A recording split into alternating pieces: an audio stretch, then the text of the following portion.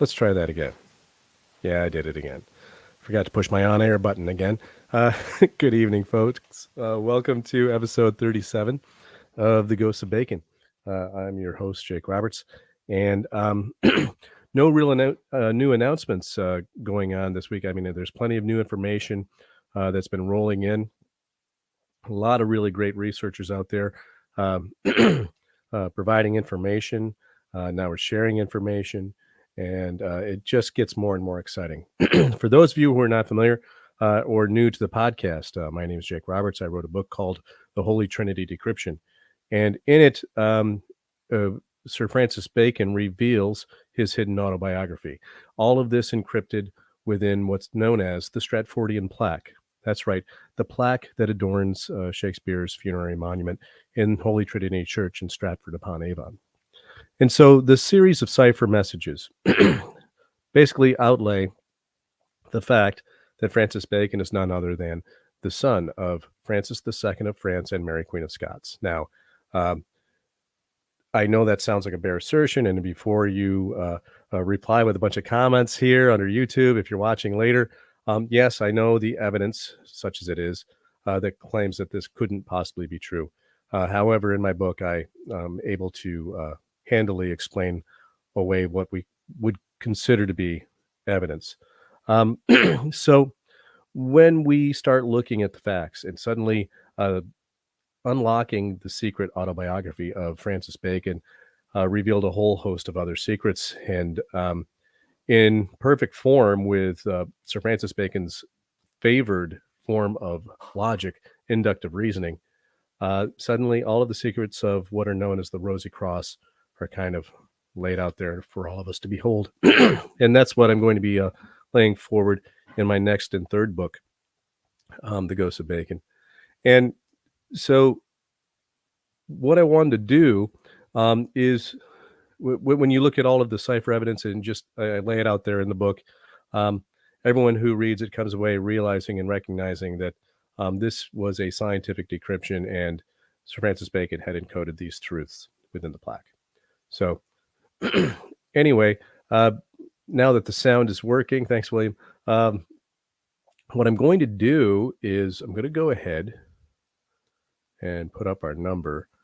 Today's show is just intended to be a brief overview of what it is that I do and allow people to ask questions in real time, either in our comments section or just call in. And that number is 1-315-332-1244. Some of my Baconians out there might recognize the significance of 332-1244. Guess what? That was just one of the options that came up, so I picked it. And yes, there's a cipher significance there, gang. So, yes, what it is I do. Well, I decrypt Baconian ciphers as well as other types of ciphers.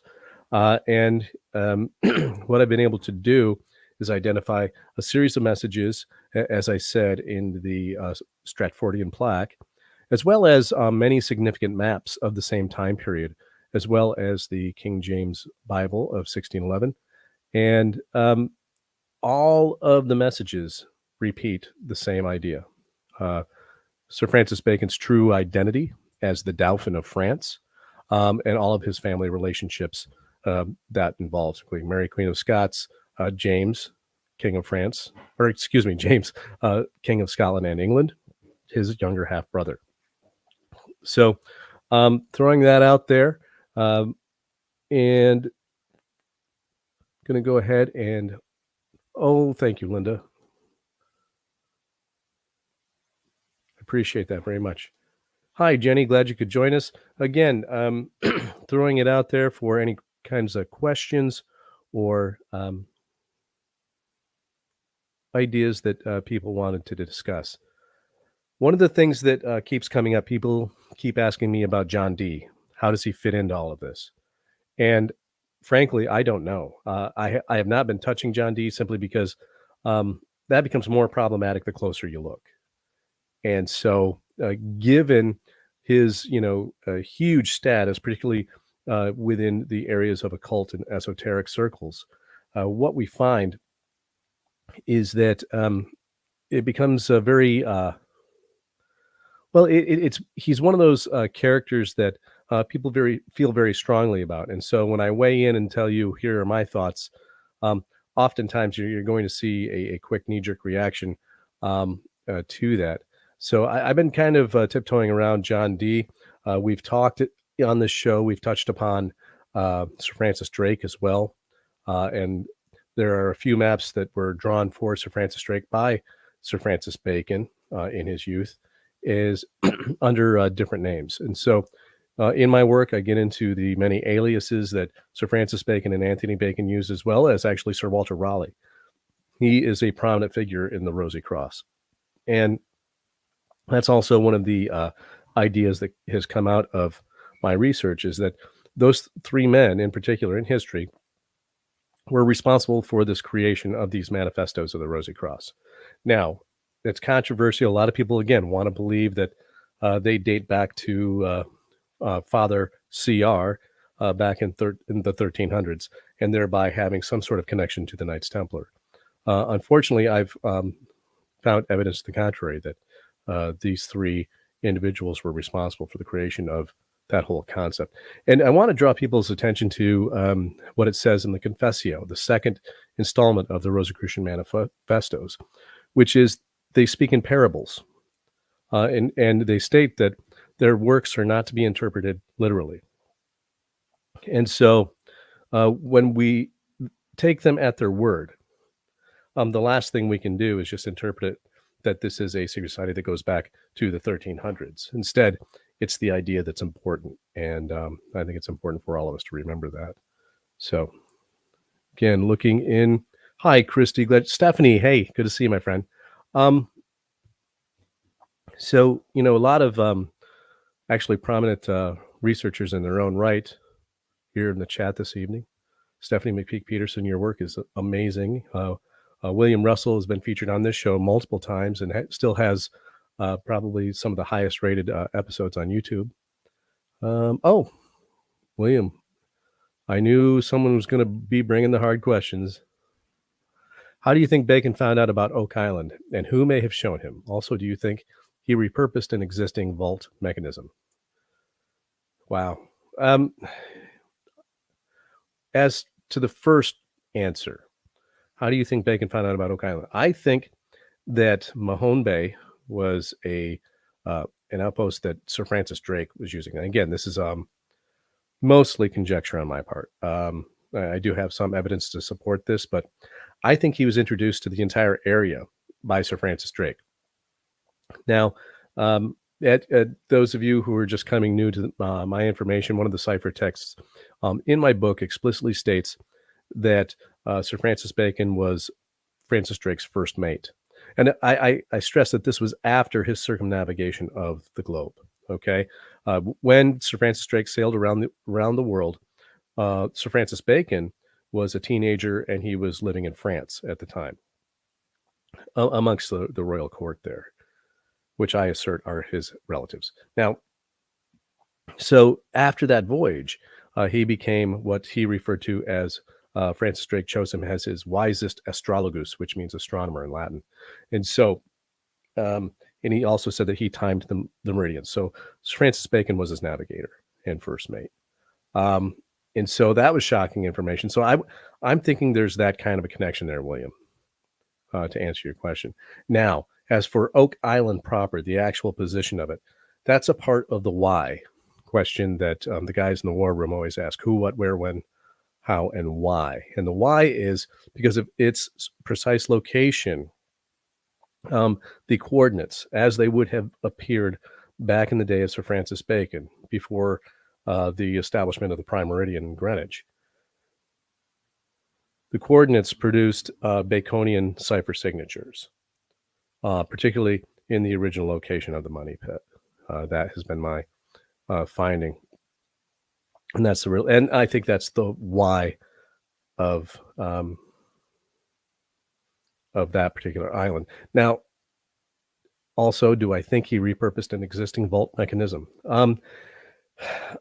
I would, again, this is one of those questions that points to people want to believe in Templar involvement. That is the reigning theory du jour there when it comes to the show, The Curse of Oak Island.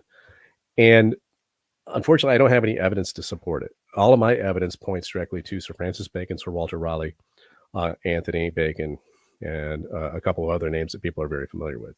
Now, one of these ideas is, was this an inherited location? Is there a tradition that maybe Sir Francis Drake was connected with some sort of a Templar connection and so on, via family lines and those kinds of things? These are some of the theories that are out there with. And until I find the evidence that states that explicitly, I can only say I'm open to it. You can't disprove a theory that you're where you're using conjecture. So, I'm not going to rule it out, but I don't have any evidence to support that anyone was there before them, including the Portuguese, by the way. So Zantlo, was Francis Bacon considered the Dauphin even though he would have been King Francois III when his father died? Yes. In fact, great question, Z. According to the ciphertext and what I've been able to infer based on the details I've seen, when Francis, Mary Queen of Scots, was pregnant, and she announced this to the court, the royal court. There's documentation about this, where she made two announcements. The first one, apparently, she had lost, but in this case, here we had a situation where Catherine de' Medici, the Queen Regent, mother of Francis II of France, was running the show. And here was a young woman who was very well educated and very strong-willed, and someone that Catherine de' Medici despised, right? So suddenly, if she was no longer able to control Francis II anymore, if he were to die under strange circumstances of an inner ear infection, if that's the story that everyone buys into. I don't know. It's one version. Other people believe that she poisoned him, her own son, so that she would retain the power, and Mary would not have it when she gave birth. So yeah, he would have been Francois III, and because Francis II was dead at that point. Here's the thing. One of the ciphertexts states that Mary lost faith in Catherine. She overheard her say to the effect that Francis was sick because of poison. And so that was the message. So considering Catherine de' Medici's reputation as being cold-hearted and ruthless, she would not ever give up her power to Mary Queen of Scots, a woman that she actually really despised. She never liked the match with her son, with Mary. So the answer is yes.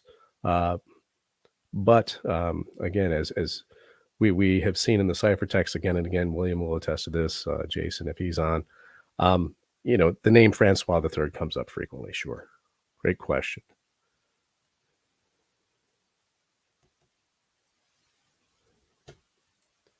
Great question, Seafold. How could he time the meridians? Would travel time not vary with the winds? It would indeed, but by time meridians, what he means is charting the course according to the stars and seeing how far they had traveled. And so this was a mathematical prospect. And I think it was a manner of speaking, not that he was, they were moving along at a very set clip and ticking them off in terms of time. I think it was a matter of speaking. Great question.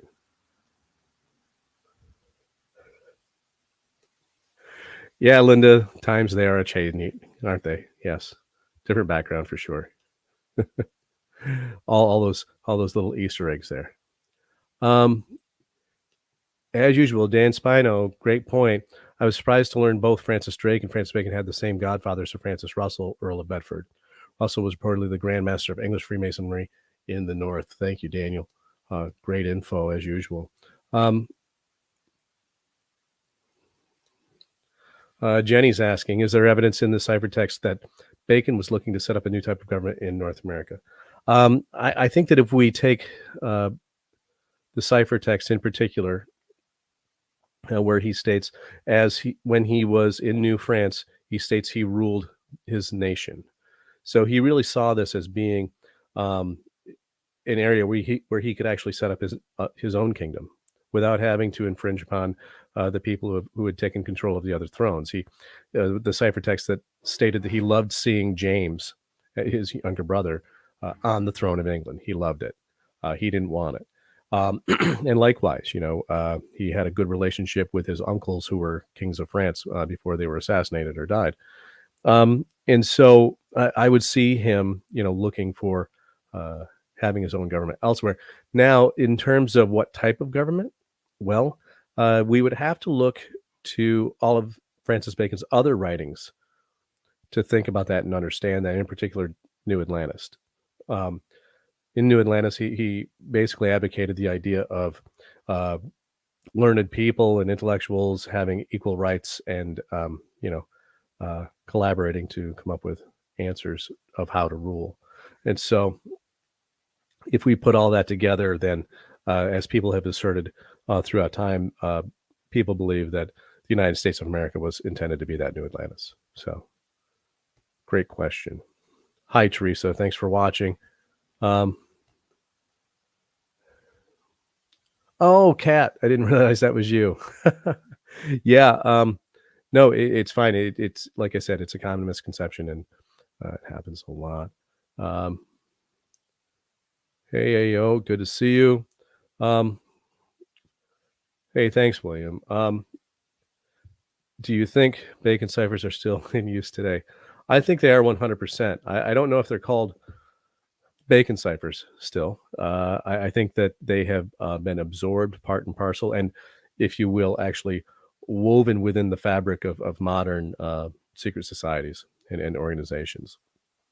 Anyone who uses code, anyone who uses cipher, anyone who uses, say, graphic design in terms of symbolism that communicates, think modern logos, for example. Many modern logos have ancient esoteric shapes and meanings encoded within them. I could show you hundreds of examples. And so I think that a lot of these ideas are still embedded today within the fabric of our society in an exoteric way in terms of logos and advertising and those kinds of branding we see all over the place and the symbolism of it.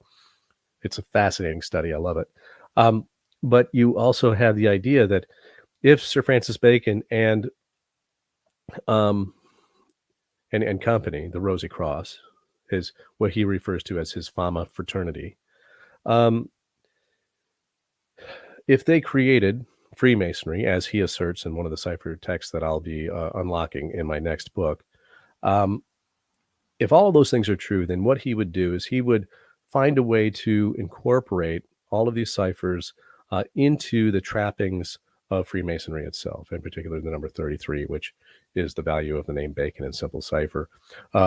The prominent placement of the letter G at the center of the square and compass, also G, has a value of 33 in K cipher, once again, Bacon. The compass and square actually form the same shape as the A of Angoulême and the V of Valois. Valois, Angoulême, the house of Francis II, and therefore Francis III. So a lot of these things are incorporated into what we see. And they still retain the same meanings that all Freemasons have been taught that they possess, okay? But inherent behind the scenes is also that repeating message of what his true parentage was. So great questions. Yeah, I know, Penn. It's good numbers, huh? Yeah, Kat, does the advertising incorporate a subliminal message in the ciphers as well? It's not just that they're incorporating subliminals in ciphers per se. And by the way, gang, it's a great question because most people think that just this idea of subliminal messages has been poo-pooed and debunked.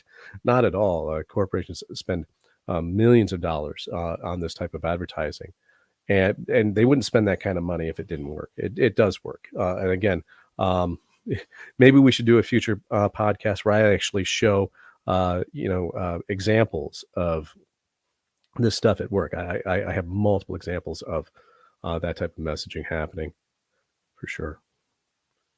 but it's not necessarily that they do it in ciphers, Cat. Good question. Um,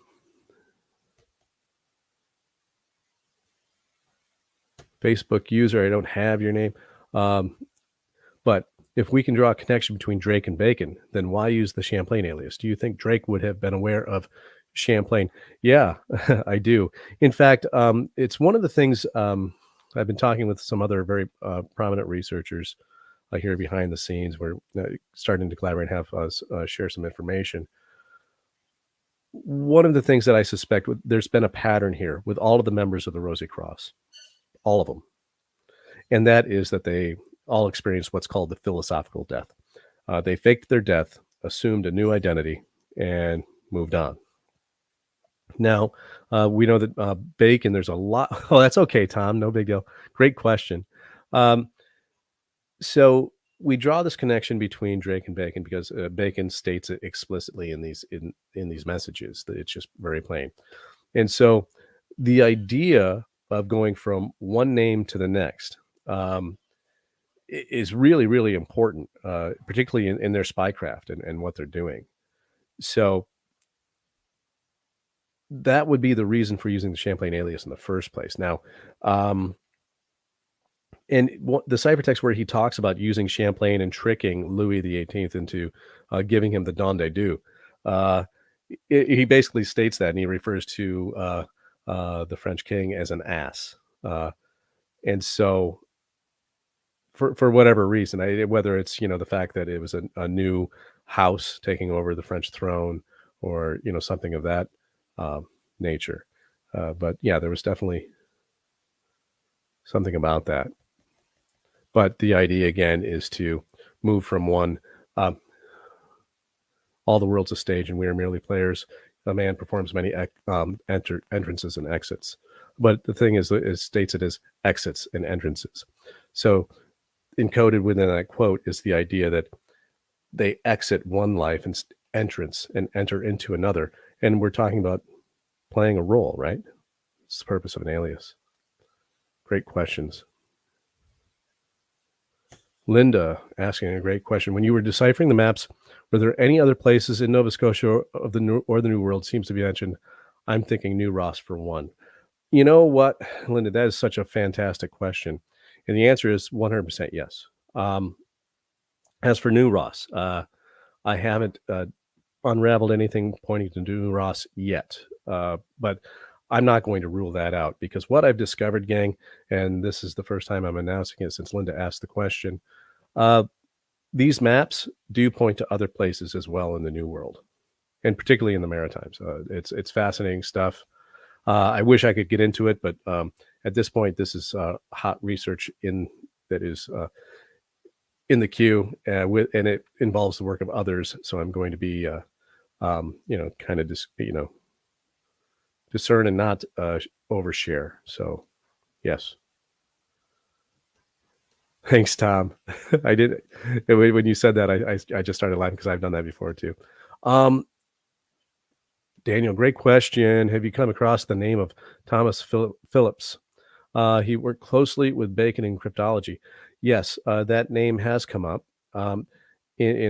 just in terms of connections from primary documents. Now, and I say this with a caveat, Daniel, because again, it's such a good question, and they definitely cross paths multiple times. You see multiple connections there, as I'm sure you have in your own research. The thing is that what they did was they would actually take on one alias, and they would write a letter to another of their aliases. Okay, using a different handwriting.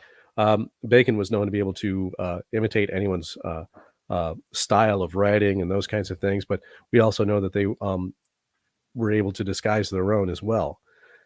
So when we think of people with those abilities, in order to provide confirmation that a person was real, what they would do is create a bunch of correspondence going back and forth. And what that did was it created the illusion of that these people were real, actual people. And they all supported each other's existence. Very, very interesting stuff. So good question, Daniel. Oh, Stephanie, what a great question. When Bacon uses an alias, is he adopting the name of an existing person or inventing a new one? He did both. When you do the former, when you take on the name of an existing person, it's called a mask. This is what Bacon did with the name William Shakespeare. He based it upon the Stratford actor by the name of William Shakespeare. And so he's kind of playing off his name so people would think it was him, when in reality it was Francis Bacon using that name. When it comes to, say, Samuel de Champlain, historians have had difficulty finding any evidence of his childhood. There were baptism records under a similar name, but it was more something more like Champernoun or something of that nature. And they said because the timing was right and the father's name was the same, um, then they assumed that was the original spelling of Champlain. So multiple times it was based on a real person, but other times they completely created a new name and a new person, particularly the spellings, because the spellings were the giveaway to the other members of the Rosy Cross, right? Of who that person was because of the Rosy Cross alias formula I've mentioned before. So great question. He did both.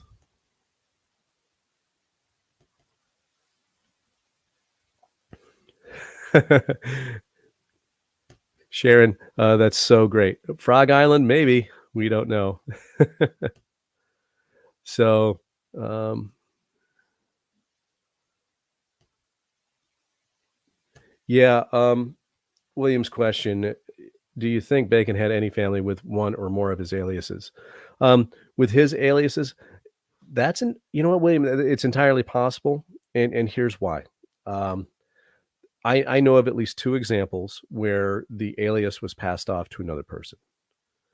And then when you run the formula, if you use a different constant, suddenly the cipher signature of that other person appears. Um, so it did happen. I'm assuming at least a couple of times.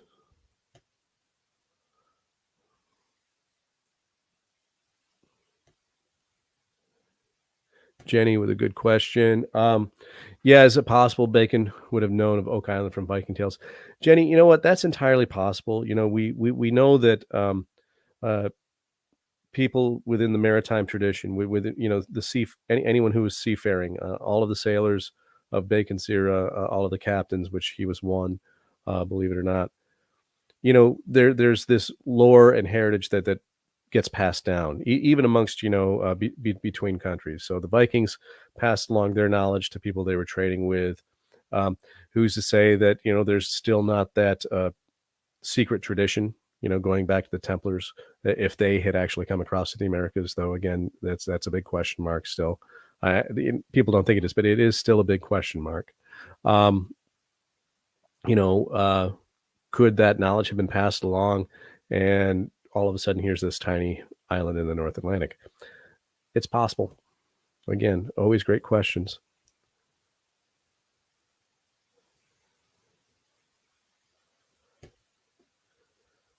Not surprised at all. AO, here we go.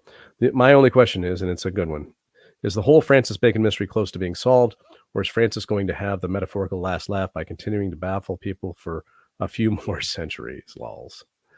Well, one thing's for sure. I know that he's already had the last laugh, um, because this has already consumed 3 years of my life, or more, in one way, shape, or fashion. And when you think about all of this stuff unraveling, and one mystery leads to the next, leads to the next, and leads to the next, the way I've demonstrated throughout my podcasts, it is such a big tangled web that who knows, AO, it could go on for centuries. I hope not. Hey, Mary, good to see you, my friend. Yeah, you know what? In a lot of ways, they were confidence men, weren't they? Uh, in my vision of what happened was, these guys were cutting their chops on the stage of the Globe Theater, uh, as secret actors at different times. Learning how to convince a live audience in front of people that what they were seeing was real. These kinds of things. And so being able to learn that real life stagecraft, suddenly would be a perfect vehicle and training ground for that to transfer over into spycraft, where all of a sudden you just step into the role. You have a new name. You have a backstory and a personality that you're supposed to become, and that's what you do in your spycraft. So, very much so. Hey, my friend, good to see you, Jeff. Thanks for joining. Um,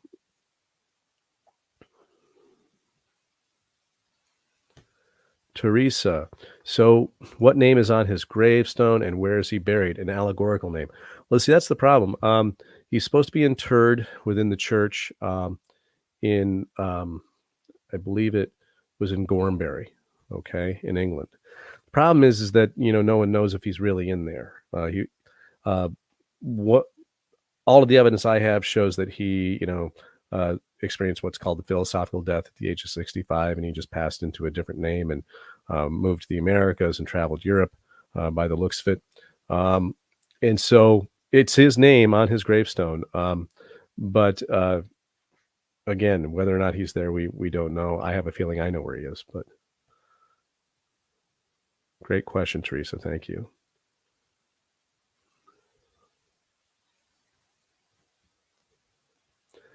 Okay, Ray. There's nothing new under the sun, that's for sure. All is vanity. Good quotes. How can we help find info in the 1611 Bible? Understanding some of Bacon's philosophy, I could see him completely agreeing with Ecclesiastes. You know what, Ray? That's a really great point, and that's a book that no one else has jumped into yet. And so I say give it a shot. Go ahead. Look at that. There's a great online resource. I believe I posted the link once before. I'll post it on my website at theghostsofbacon.com under resources, and you can actually look at high definition or high quality PDFs of the facsimile of the 1611, and it's perfect. So I say give it a look. Let us keep us posted what you might find. Look for any of those Baconian ciphers for sure. Thanks, Sharon. It will be solved. I assure you that everything will come out into the light. God is light. The sun was setting, but no one was looking at it. There you go. Thanks, Sharon.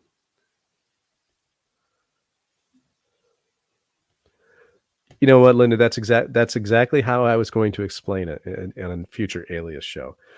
Today we have identity theft, don't we? Taking just a little bit of information from someone, and here's the thing: they don't even need to have deceased, but if they are, it makes it all the easier. And that's exactly what they did for sure. Oh, this is an interesting theory. Sharon May Disney is saying that Leonardo da Vinci is the same person as Bacon, by the way. You know what? They share a lot of traits. Can't disagree with that. And you followed up with the mystery of the ages. Could it be? Well, there it is. Could it be? Hey, Paula, glad you could join us. Good to see you. Daniel Spino, I believe Edmund Spencer was one of these masks while the real man was living in Ireland. Daniel, yeah, you're spot on there. And the interesting thing about Spencer is that there's another guy he was palling around with quite a bit, which was Sir Walter Raleigh. So yes, Teresa, St. Albans. Yes, very good. That's what I was trying to come up with in Gorhambury. Yes. Oh, thanks, Awoken One. The mystery is massive. Yeah, but it just it's not just a deep rabbit hole, but it's a complete Warrens, that travels in 3 dimensions, and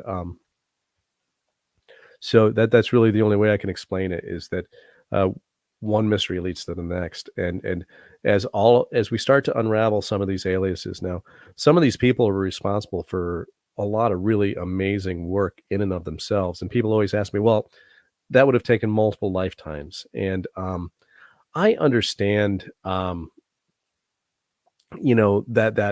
question, but we as moderns have to remember that they weren't punching a time clock the way all of the way we do. These were men of leisure who had just incredible resources, and the educations that they had were just phenomenal, first rate. And so when we consider what they were capable of in just the daylight hours alone, or if they were navigating a ship at sea, for example, where they had to take a couple of calculations twice a day, and the rest of the time they were in their cabins writing the works of Shakespeare, for example. There's plenty of time that while you have a Samuel de Champlain sailing across the ocean, you also have a Shakespeare writing in the cabin below.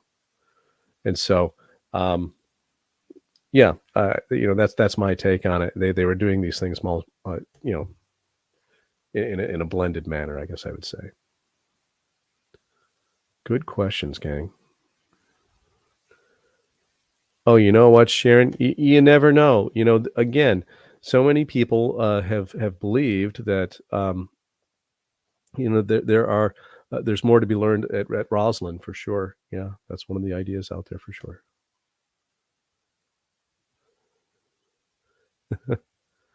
Yeah, Ray, good quote. All right, any other questions, gang?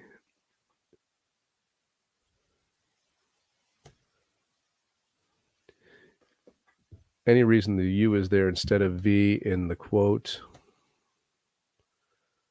Vanities of vanities. I would say that the reason is to draw your attention. Okay, so whenever you see something that is out of place, for example, in other places it's almost always a V. Then all of a sudden you see it switch to a U, and them using a U that wasn't a part of the alphabet at the time, or its standard part of it. Then that means look here. So if I were you, I would keep looking there, see what else is there. I would begin by calculating the value of vanity spelled with a U. So I'm not going to do that. I was just doing it in my head. That's a little annoying for all of you. Sharon, the only reason to fake your own death is because there was a secret that was so bad that thousands were burned at the stake because of it. That's, again, possible.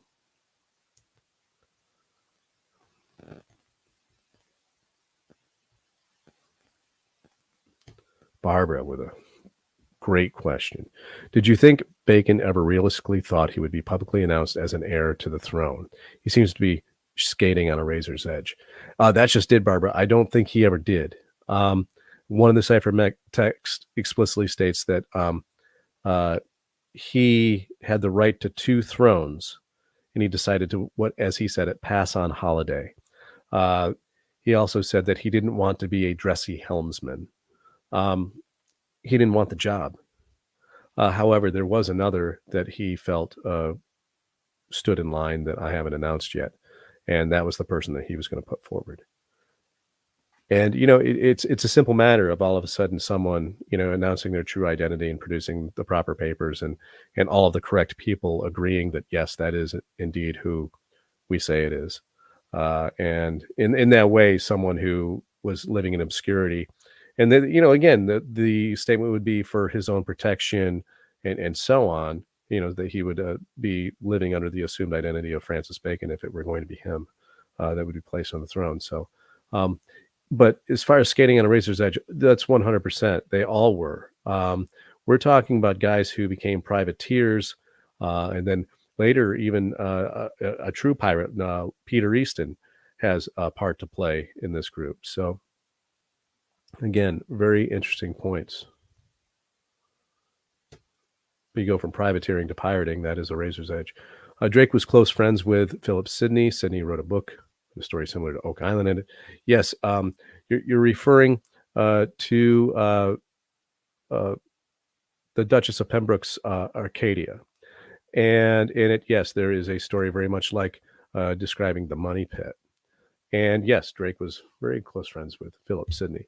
Again, if we take history at its word. Awoken One, it's a great point. Is it possible other people carried on Francis Bacon's work after this, but they did it in such a way to make it look like Francis Bacon did it all during his lifetime? That actually happens, but they each left their own individual thumbprints on it.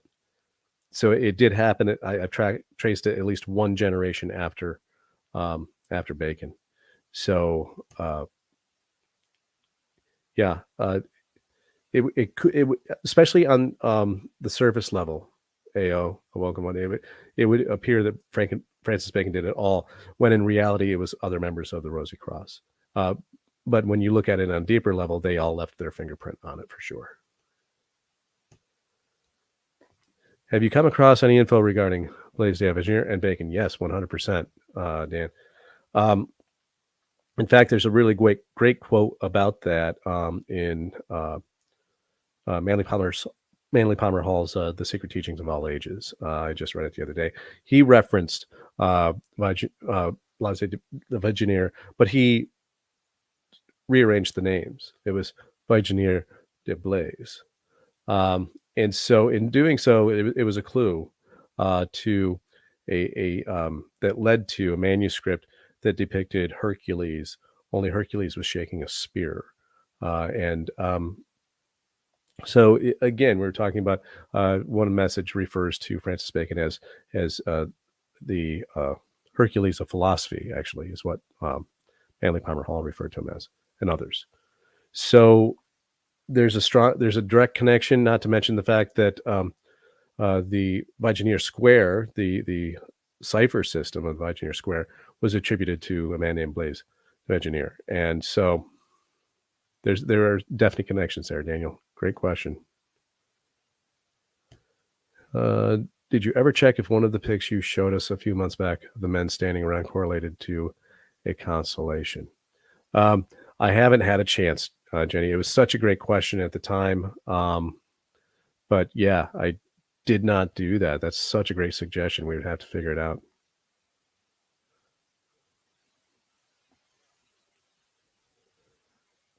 Oh, William with a cipher question.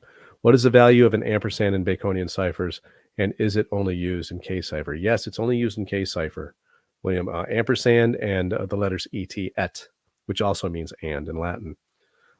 So for whatever reason, he needed two different forms of way to spell and then assign a value to them. So I suspect that a lot of frontispieces and book covers, manuscript covers at the time, that utilize those symbols, you could learn some information if you used K cipher on them.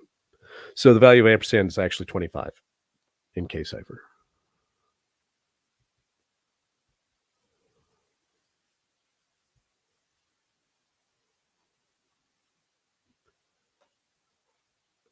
Ray with a quote from, again, Ecclesiastes 7. All the rivers run into the sea, yet the sea is not full to the place. Again, you see the letters. Yep, U for V. Interesting observation, Ray. I say keep digging. Nicholas Poussin question. Could he be Leonardo? I don't think so. I don't have any evidence for that. I do have evidence for a different candidate being Poussin. And it's pretty shocking.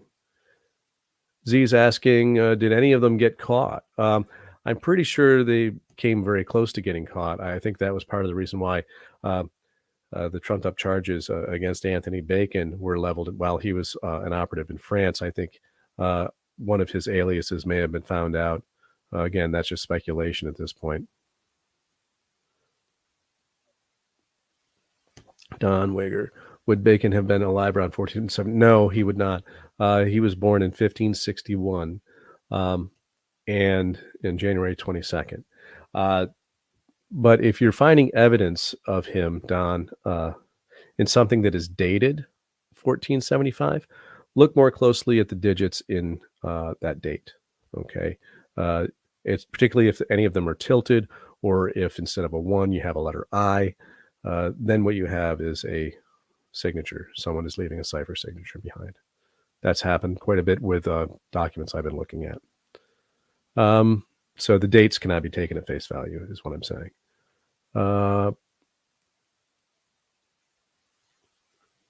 Woken one. And it wasn't just. He's asking. It seems to be too big a project for anyone to carry out. Yeah, it does.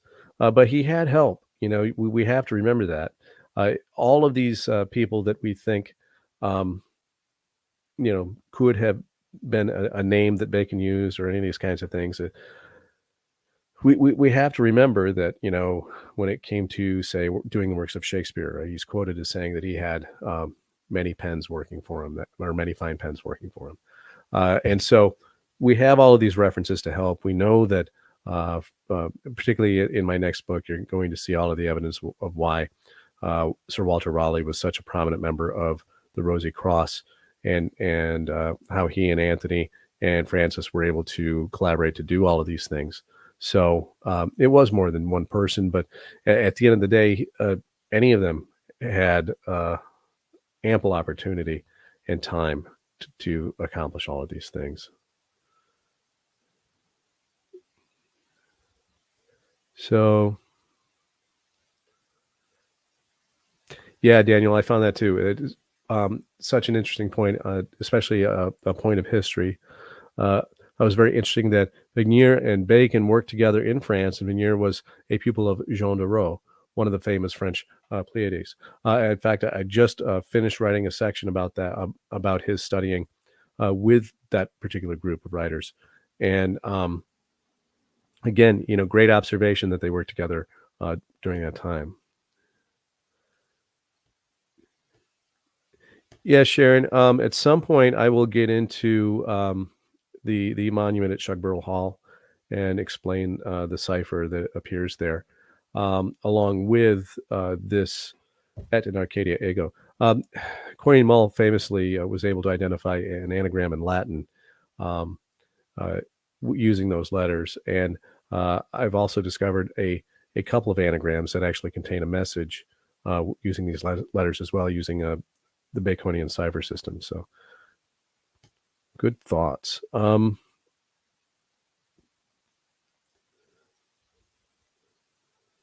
And last question, I'm going to wrap things up. Barbara, is there evidence of anyone copying manuscripts other than the James Bible and inserting the ciphers and using that as a communication route? There are so many examples of that, Barbara.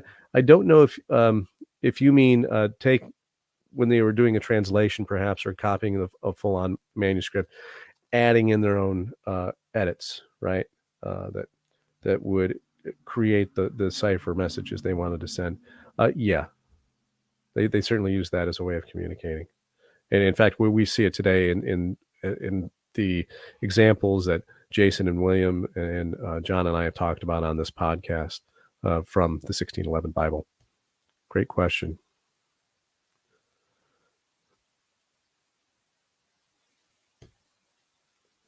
Would Bacon have known the other languages of British Isles like Welsh? And if so, did he incorporate it in the ciphers? I'm sure that he would be more than conversant in those. Yes. And from what I've seen, I never thought of using Welsh, Jenny. Great suggestion. Because what I've seen, he's used mostly English, Latin, French, and also Hebrew. Z's asking a great question. How old was Anthony when he died? No one seems to know. All of a sudden, after the execution of Robert Devereux, 2nd Earl of Essex, there's a footnote that says somewhere in there Anthony Bacon died. No one knows how or where, but that's it. Oh, very cool. Cool, Ray.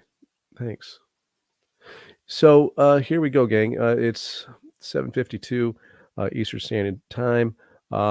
Again, this was one of those episodes that I like to do every once in a while, where I just reintroduce the kinds of things that I do.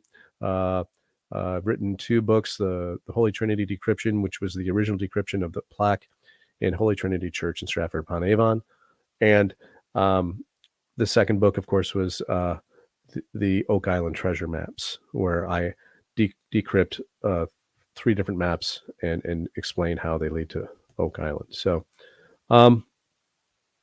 thanks, Penn. Love you too. Appreciate it. And so, one last question. Cat's thrown out there here at the end. How much trouble has English given you with its changes over the centuries? Does it affect the values? That's probably one of the most interesting questions. to ask, especially considering the fact that originally I believe it was William had asked if these are still being used, and the answer is yes. So as the alphabet changes, then suddenly the values do change. So you have to be paying attention to the time period within which the source material was written, and then extrapolate what version of the alphabet you're using.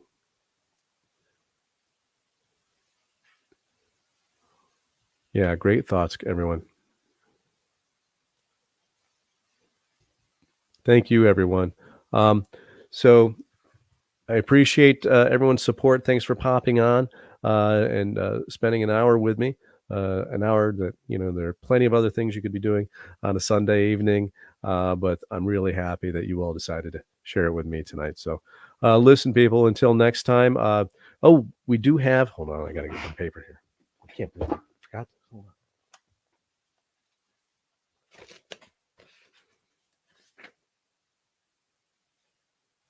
So, next guest in 2 weeks. None other than James Bear is going to be coming on as my guest here on the Ghosts of Island. We're looking at that for October the 2nd. James is going to bring his evidence that corroborates the location where I placed the money pit, and he came at it from a different angle. He's going to come in and with his corroborating evidence and share that with us here in 2 more weeks. So I wanted to give James a shout out. Really excited to have him with me. Yes, Sharon. There is an updated version, and it's I basically have removed the original version from publishing it. So we pulled that, and I replaced it with the Oak Island Treasure Maps, and it's plural. And you'll see that it actually has another a great deal more information in it than the last one. I think people are really I've gotten a lot of good positive feedback on the new version, and so that's the one I highly recommend, and the other one should be no longer available. So thank you for asking that, Sharon. Appreciate it. All right, everyone. Thanks again for joining me this evening. Like I said, I appreciate your time, and until next time, we'll be here with my guest James Bear here on October 2nd. And until then, be cool to people. Okay, take care, gang. Thanks again.